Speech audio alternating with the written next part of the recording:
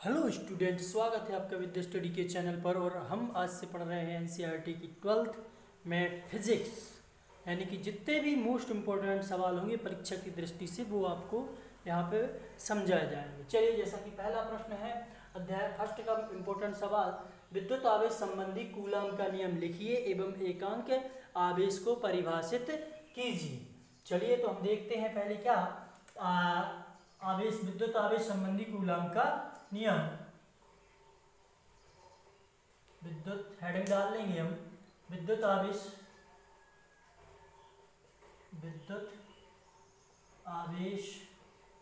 संबंधी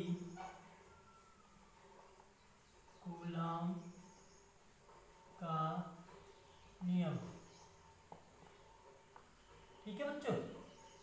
हाँ, चलिए तो इसको देख लेते हैं। मैं पहले इसका लिख देता हूं कि कब क्या इन्होंने कब इसका थ्योरी दी, ठीक है, क्या बताया इन्होंने, फिर इसके बाद इसको कूलॉम के नियम को लिखेंगे। चलिए तो देखिए,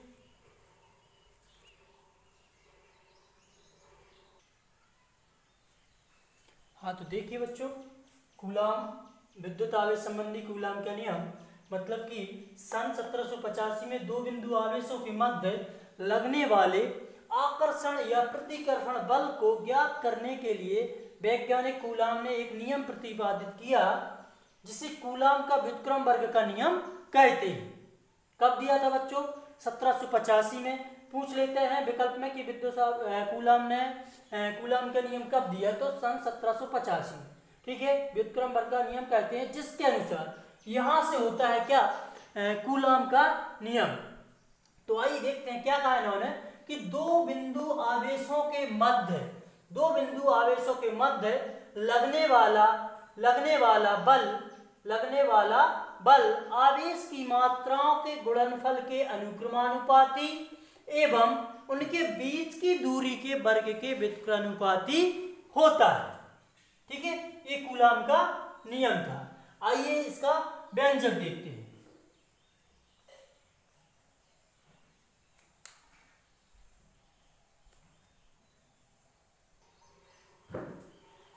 आइए देखते हैं कूलॉम का नियम मतलब कि क्या, दो बिंदु आवेश। तो मान लेते हैं कि दो बिंदु हैं, एक O और A। O पर प्लस क्यू आवेश है और माइनस क्यू आवेश है। ठीक है, तो इनके बीच जो बल लग रहा है वो बल हमें ज्ञात करना है। ठीक है, वो बल किसने बताया?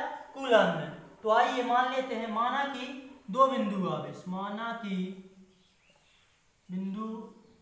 दो बिंदु प्लस क्यू एवं माइनस क्यू है, जिनके बीच की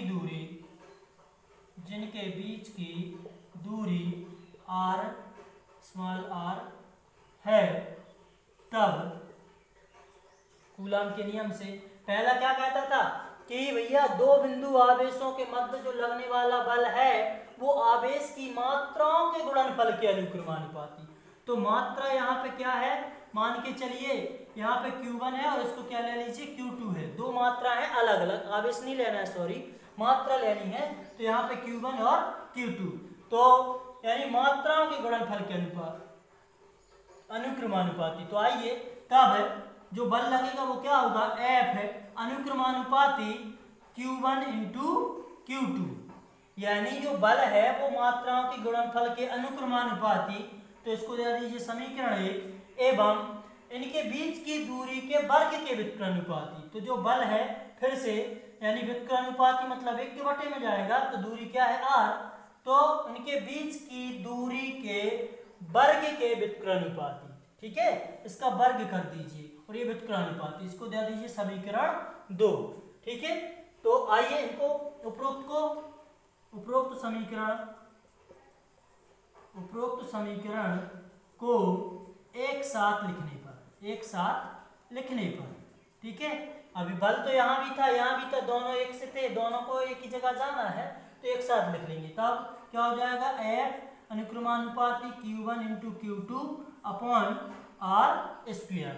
ठीक है, जैसा कि हमने 11 में पढ़ा था कि जब हम अनुक्रमानुपाती का चिन्ह हटाते हैं तो वहां पे कोई नेतांक आता है, तो हटा दीजिए। तो F बराबर यहाँ पे आ जाएगा K, F बराबर K Q1 into Q2 upon r square. ठीक है, जहां बता देंगे कि K क्या है, जहां K एक नियतांक है जिसका मान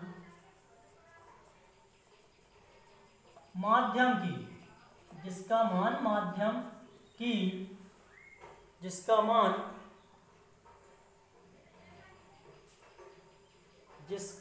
माध्यम एवं मापन की पद्धति पर निर्भर करता है। मापन की पद्धति मतलब एसआई पद्धति, सीजीएस पद्धति। ठीक है, तो मापन की पद्धति पर निर्भर करता है। ठीक है बच्चों, हाँ, तो ये हो गया तुम्हारा क्या, न्यूटन कूलाम का नियम। तो यहाँ पे हम इसके माध्यम ले लेते हैं। ठीक है, आइए यहाँ पर लेते हैं, इसको मैं रब कर देता हूँ। तो यहाँ पे हम पद्धति ले लेते हैं सीजीएस पद्धति में। क्या ले लेते हैं बच्चों, सीजीएस पद्धति में। सीजीएस पद्धति में, तो सीजीएस पद्धति में K का मान हो जाएगा, माध्यम हो जाएगा भैया कौन सा, वायु या निर्वात। वायु या निर्वात में K बराबर 1, तब जो बल होगा वो क्या होगा, F बराबर Q1 into Q2 upon R का स्क्वायर, क्योंकि K का मान क्या रख दिया गया है, 1। अब फिर इसका ले लीजिए आप एसआई पद्धति में। एसआई पद्धति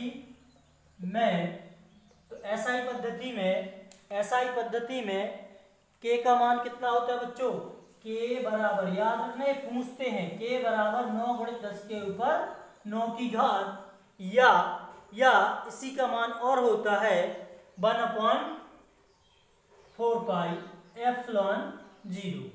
ठीक है बच्चों, इसका मान ये होता है। तो आइए रख देते हैं, तो क्या हो जाएगा फिर, F बराबर K के स्थान पे, इस K के स्थान पे या तो ये मान रख दीजिए या 1/4 पाई रख दीजिए। ठीक है, तो रख देंगे 9 गुणित 10 के ऊपर 9 की घात, और आ जाएगा Q1 into Q2 upon r square. Q1 into Q2 upon r square. मात्रक क्या होगा, बल का मात्रक होता है न्यूटन। क्या होता है बच्चों, न्यूटन। तो ये हो गया इसका क्या, फाइनल व्यंजक। अब हमें परिभाषित करना है क्या, एकांक आवेश को। तो चलिए एकांक आवेश को देखते हैं। हाँ, तो देखिए एकांक आवेश को परिभाषित, यानी जो अपना प्रश्न था कि कूलाम का नियम लिखिए एवं एकांक आवेश को परिभाषित कीजिए। तो एकांक आवेश के लिए जो हमारा कूलाम का लास्ट वाला व्यंजक आया था, F बराबर 1/4 pi epsilon 0 Q1 into Q2 upon r square. ठीक है, तो इसमें हम एकांक वायु या निर्वात में मान रख देंगे, वायु या निर्वात में। ठीक है, तो देखते हैं वायु या निर्वात में, यानी K का मान कितना होगा। K का मान ले लेंगे अपन क्या, 9 गुणित 10 के ऊपर 9 की घात, और F का भी कितना होगा बच्चों, F का तो होता ही है, बल का कितना होता है, 9 गुणित 10 के ऊपर 9 की घात, और R ले लेंगे, एकांक लेना है। ठीक है, R का मान क्या ले लेंगे, 1 मीटर, और Q आवेश है, जो आवेश Q1 इक्वल Q2 बराबर किसके मान लिया अपन ने, Q के, क्योंकि हमें क्या करना है, हमें एकांक आवेश को परिभाषित करना है। तो चलिए इसको आके रख देते हैं हम समीकरण 1 में।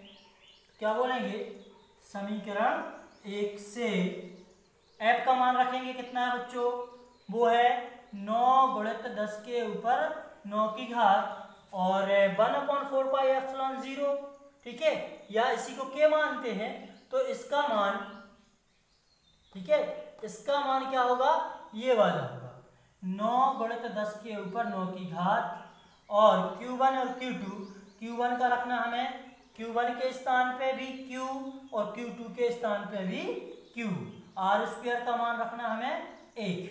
तो यहाँ से ये बराबर है, ये बराबर, ये कट जाएगा, यहाँ पे बचेगा तुम्हारा Q इंटू Q, मतलब कि Q का वर्ग यहाँ बचा 1 और यहाँ पे बचा Q वर्ग, या Q इसका वर्ग हटाएंगे तो Q बराबर वर्गमूल 1, मतलब कि Q बराबर 1। Q का मान कितना आ गया बच्चों? 1 आ गया।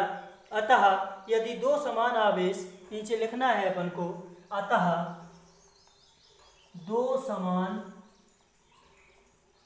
आवेश, समान आवेश मतलब देखो क्या हो गया, Q1 Q2, अतः दो समान आवेश 1 मीटर की दूरी पर, 1 मीटर दूरी पर, 1 मीटर दूरी पर तथा 9 गुणित 10 के ऊपर 9 की घात न्यूटन बल, क्या कर रहा है, न्यूटन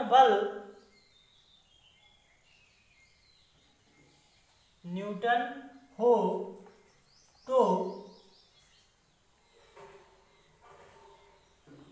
तो इनके मध्य जो आवेश उत्पन्न होगा, तो लगने वाला आवेश